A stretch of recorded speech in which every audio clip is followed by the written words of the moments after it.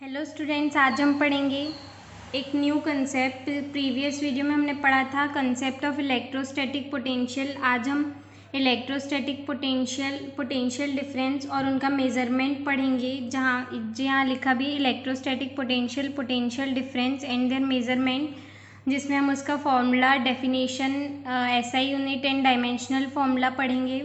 तो स्टार्ट करते हैं। ये इस फिगर में आप देख पा रहे हैं कि ये एक पॉइंट O है जिसपे एक पॉजिटिव चार्ज प्लस Q रखा हुआ है। ये पॉइंट A है, पॉइंट B है, और ये पॉइंट P पे एक यूनिट पॉजिटिव चार्ज रखा हुआ है जिसका मैग्नीट्यूड 1 है। यहाँ लिखा है +1Q। उसका मैग्नीट्यूड जो है वो 1 होगा, और जो फोर्स है वो इस डायरेक्शन में एक्ट हो रहा है, क्योंकि जो ये भी पॉजिटिव चार्ज है और ये भी पॉजिटिव यूनिट चार्ज है, तो दोनों एक दूसरे को रिपेल करेंगे, तो जो फोर्स की डायरेक्शन है वो आउटसाइड होगी। लेकिन अगर हमें इस पॉजिटिव यूनिट चार्ज को पॉइंट बी से पॉइंट ए पर मूव कराना हो तो हमें कुछ वर्क करना पड़ेगा, क्योंकि यहाँ पे एक रिपल्शन का फोर्स काम कर रहा है, जो कि ये वाला चार्ज जो है इसको अपने पास आने से रोकेगा, क्योंकि दोनों जो है वो लाइक चार्जेस हैं। तो जो भी हम पॉइंट बी से पॉइंट ए पे इस चार्ज को ले जाने के लिए काम करेंगे, वो वही पोटेंशियल डिफरेंस होगा इन दोनों पॉइंट्स के बीच का।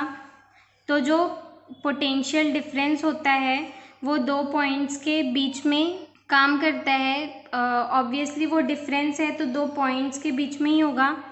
तो यहाँ पे सबसे पहले हम पोटेंशियल डिफरेंस का फॉर्मूला देखते हैं, और उसके बाद इस फॉर्मूले से उसकी डेफिनेशन बनाएंगे। तो इस फॉर्मूले में लिखा है VA minus VB is equals to W/Q। तो ये जो VA है ये पॉइंट A का पोटेंशियल डिफरेंस है, और जो VB है वो पॉइंट B पर पोटेंशियल डिफरेंस है।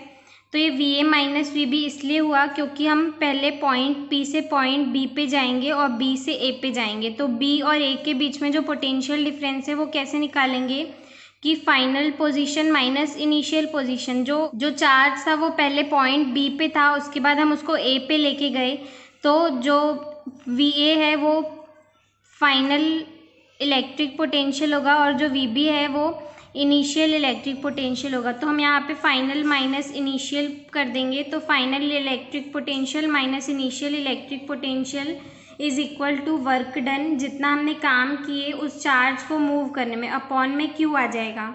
तो इस फॉर्मूले से अब हम पोटेंशियल डिफरेंस की डेफिनेशन बनाएंगे।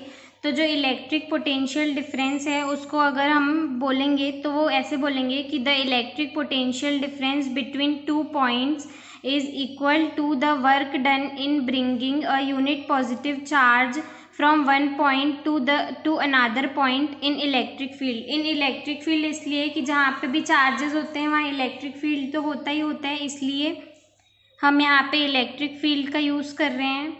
यहाँ लिखा है कि जो पोटेंशियल डिफरेंस है वो स्केलर क्वांटिटी होती है। ऐसा इसलिए क्योंकि पोटेंशियल डिफरेंस की कोई डायरेक्शन नहीं होती, वो एक दो पॉइंट्स के बीच में एक्ट करता है और एक पॉइंट से दूसरे पॉइंट के बीच में वेरी करता है। अब हम फॉर्मूले से इलेक्ट्रिक पोटेंशियल डिफरेंस की यूनिट बनाएंगे। तो यूनिट कैसे बनेगी कि जो वर्क की यूनिट अपॉन में चार्ज की यूनिट रखेंगे, तो जो वर्क की यूनिट है वो जूल होती है, अपॉन में जो चार्ज की यूनिट है वो कूलाम होती है। हम प्रीवियस वीडियोस में भी पढ़ चुके हैं। तो जो SI यूनिट हो जाएगी पोटेंशियल डिफरेंस की वो हो जाएगी जूल पर कूलाम, या फिर जूल पर कूलाम को हम वोल्ट भी बोलते हैं। जूल और कूलाम के रेशियो को वोल्ट बोला जाता है, जिसको हम V से रिप्रेजेंट करते हैं। तो पोटेंशियल डिफरेंस की यूनिट वोल्ट भी होती है और जूल पर कूलाम भी होती है। तो ये जो फॉर्मूला है अगर हम उसमें यूनिट्स पुट कर देंगे तो वो हो जाएगा 1 volt is equals to 1 joule upon 1 coulomb. तो अगर हम 1 वोल्ट की डेफिनेशन बनाना चाहें तो वो कैसे बनाएंगे कि जो 1 कूलाम जो चार्ज है उसका मैग्नीट्यूड 1 है, तो ये यूनिट पॉजिटिव चार्ज हो जाएगा। तो यूनिट पॉजिटिव चार्ज को हमें एक पॉइंट से दूसरे पॉइंट पे ले जाने के लिए अगर 1 जूल का वर्क करना पड़ रहा है, तो जो पोटेंशियल डिफरेंस होगा उन दो पॉइंट्स के बीच में वो 1 वोल्ट होगा। तो उसकी डेफिनेशन जो है वो यहाँ लिखी हुई है, अगर आप चाहें तो इसे पढ़ सकते हैं। अब हम सपोज करते हैं कि ये जो पॉइंट B है वो इन्फिनिटी पे है, तो क्या होगा।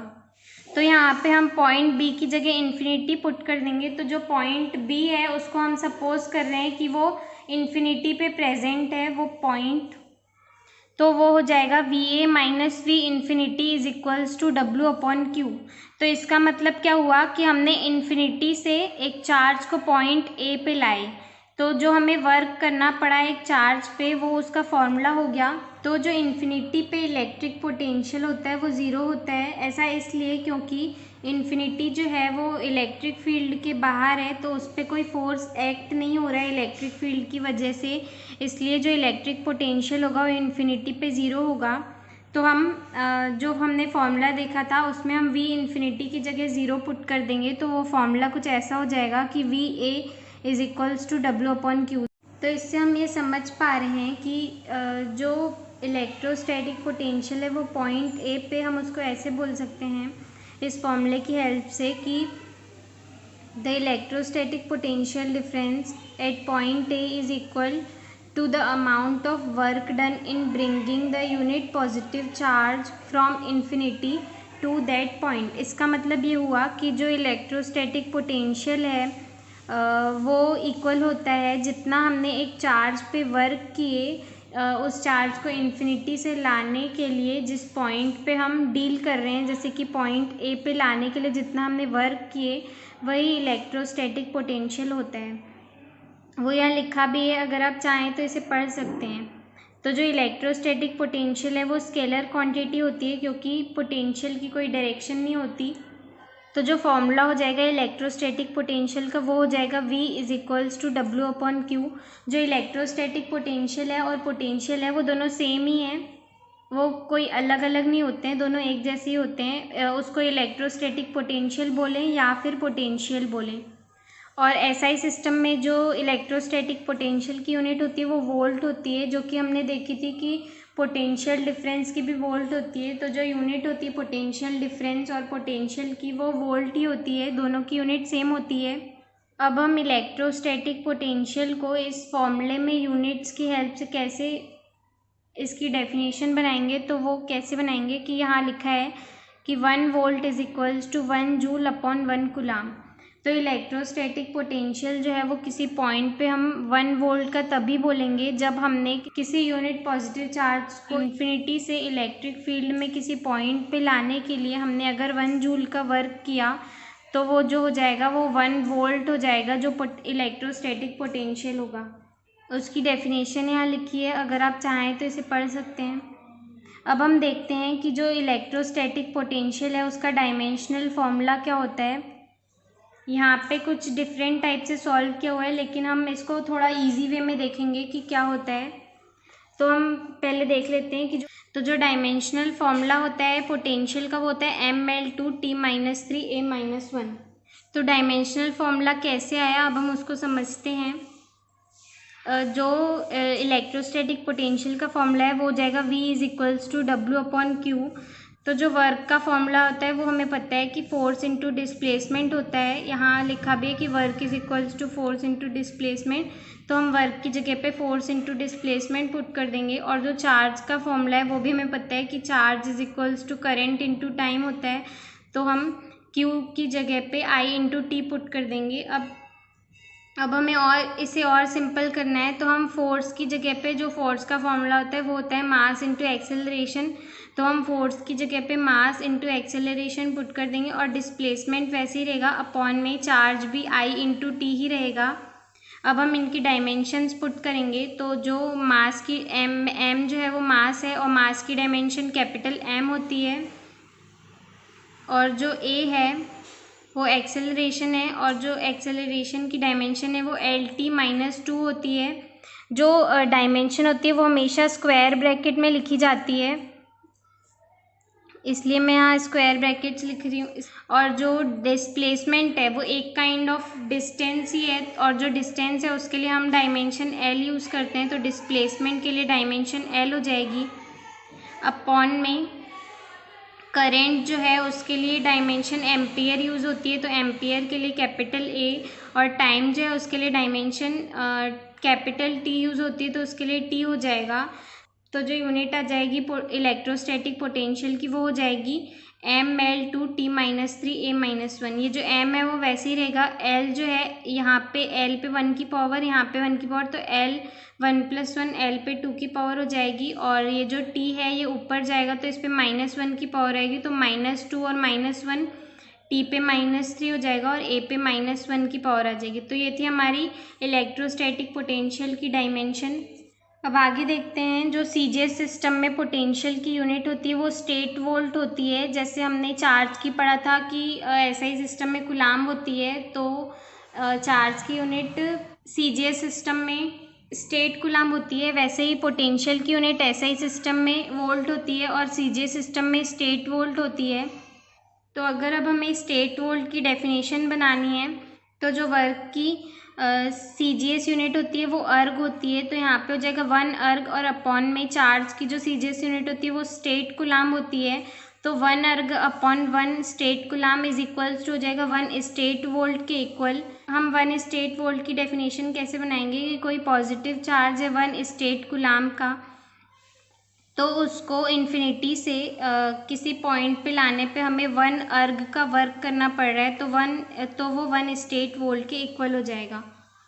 अब हम पढ़ेंगे कि वोल्ट और स्टेट वोल्ट मतलब कि इलेक्ट्रोस्टैटिक पोटेंशियल की जो एसआई यूनिट है और सीजीएस यूनिट है उसमें क्या रिलेशन है। तो वो हम देखते हैं कि जो फॉर्मूला है वो इलेक्ट्रोस्टैटिक पोटेंशियल का वो होता है V = W/Q। तो 1 वोल्ट इज इक्वल्स टू हो जाएगा, हम यूनिट्स पुट कर देंगे तो हो जाएगा 1 वोल्ट इज इक्वल्स टू 1 जूल/1 कूलाम।